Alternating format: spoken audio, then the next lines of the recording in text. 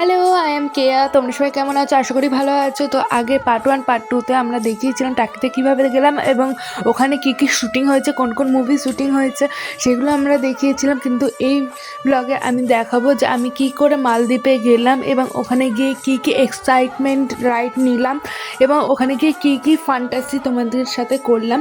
তো এইগুলোই দেখাবো আজকে। আর যদি আমার আগের ব্লগগুলো না দেখে থাকো অবশ্যই আমার এই ভিডিওটা দেখে দেন ওই ব্লগগুলো দেখো। আশা করি তোমাদের ভালো লাগবে। আমি এখন ঠিক দাঁড়িয়ে রয়েছি মালদ্বীপের গেটের বাইরে এবং বাইরে থেকে দেখা যাচ্ছে আর বলছে এখানে টিকিট কেটে ভেতরে ঢুকতে হবে, যার এন্ট্রি প্রাইস মাত্র 20 টাকা।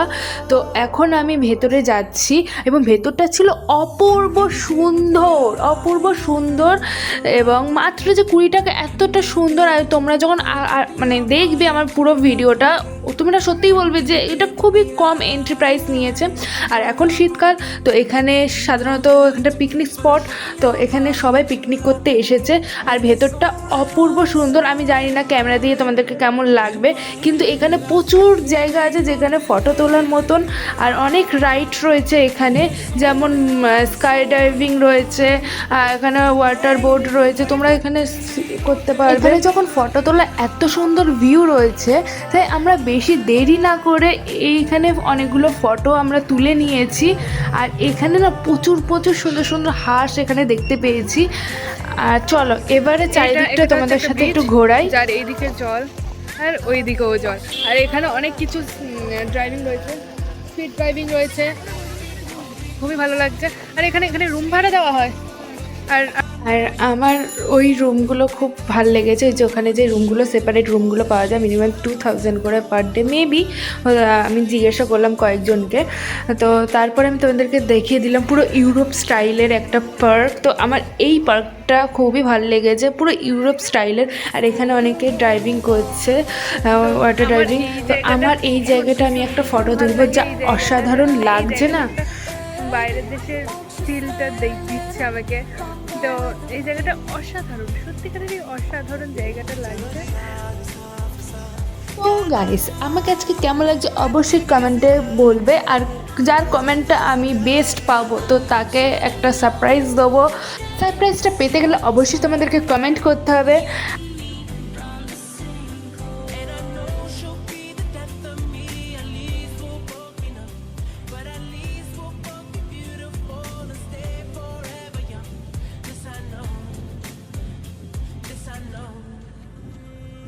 चाहे दुख हो चाहे सुख हो, दिल ने तुझको ही पुकारा, तूने हमको है बनाया, तूने हमको है सवारा, चाहा को तो रब का है। এই জায়গাটা একটা অপূর্ব সুন্দর, অপূর্ব মানে দূর থেকে যত না বেশি সুন্দর লাগছে, কাছে এসে আরো আরো আরো দ্বিগুণ সুন্দর লাগছে। আর এখানটা দাঁড়ালে যে দাঁড়াবে সে ভিজেই যাবে জলের ঝটকানিতে। চলো, এই মালদ্বীপে এসে এতটাই সুন্দর লাগছে। আর 20 টাকা, মাত্র 20 টাকা। আর মাত্র 20 টাকা দিয়ে হাওড়া ব্রিজটা দেখে নাও।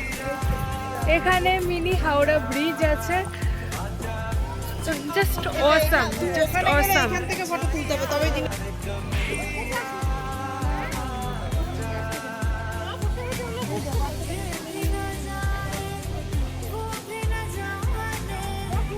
এখানে অনেক অ্যাডভেঞ্চার মূলক জিনিস রয়েছে, যেমন এটা একটা তোমাদেরকে দেখাচ্ছি। কারা কারা এরকম টাইপের খেলা পোগোতে দেখেছে? আমি তো দেখতাম ভাই ছোটোবেলায়, অনেকেই দেখতাম, এখন হয় না সেটা আলাদা ব্যাপার, কিন্তু আমি ছোটোবেলায় দেখতাম এরকম টাইপের খেলা। তো আমরা এখন এখান থেকে বার হচ্ছি মালদ্বীপ থেকে। এতক্ষণ যে কটা স্পট দেখেছি তার থেকে খুবই সুন্দর এই জায়গাটা পুরো। আর এখানে রুম বুকিং করা হয়। আর এই যে রুম, এখানে যে টিকিট কাউন্টার, এখানে কথা বললেই তোমরা রুম বুক করতে পারো, যে কারো স্পেশাল ডে সেলিব্রেট করবার জন্য।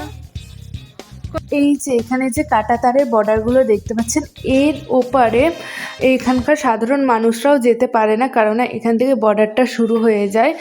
তো আমার এত কাছ থেকে বর্ডারটা দেখে আমার খুবই ভালো লাগছে। তো সেই জন্য তোমাদের সাথেও আমি শেয়ার করলাম যে বাংলাদেশ আর ইন্ডিয়ান বর্ডার। আমি কিন্তু ক্যামেরাটা জুম করে তোমাদেরকে দেখানোর চেষ্টা করেছি ওপার বাংলায় কি হচ্ছে না হচ্ছে, কেমন লাগছে তোমার ওপার বাংলার দিকে দেখে সেটা অবশ্যই বলো। আর ওই যে আর্মি ক্যাম্প মেবি ওখানে আছে নাকি জানি না, তো ওখানে সবাই বলছিল তাই দেখালাম। এখন আছি টাকির রাজবাড়িতে। মজার কথা এটাই যে আমরা ইন্ডিয়াতে থেকে বাংলাদেশকে দেখতে পাচ্ছি, আর আমার ঠিক পেছন দিকে রয়েছে বাংলাদেশ। ইন্ডিয়ান যে সমস্ত বোট রয়েছে, মানে ওই বোটটা আসছে, ওই বোটটা কিন্তু ইন্ডিয়ান ফ্ল্যাগ লাগানো রয়েছে, মানে ইন্ডিয়ান যত বোট রয়েছে সবকটাতে ইন্ডিয়ান ফ্ল্যাগ লাগানো রয়েছে। আর ওখানে ওই পাট দিয়ে যত বোট আসবে সব, মানে ওই পাটটা হচ্ছে বাংলাদেশে, তো ওই বাংলাদেশের যত বোট আসবে সব বাংলাদেশের পতাকা লাগানো থাকে।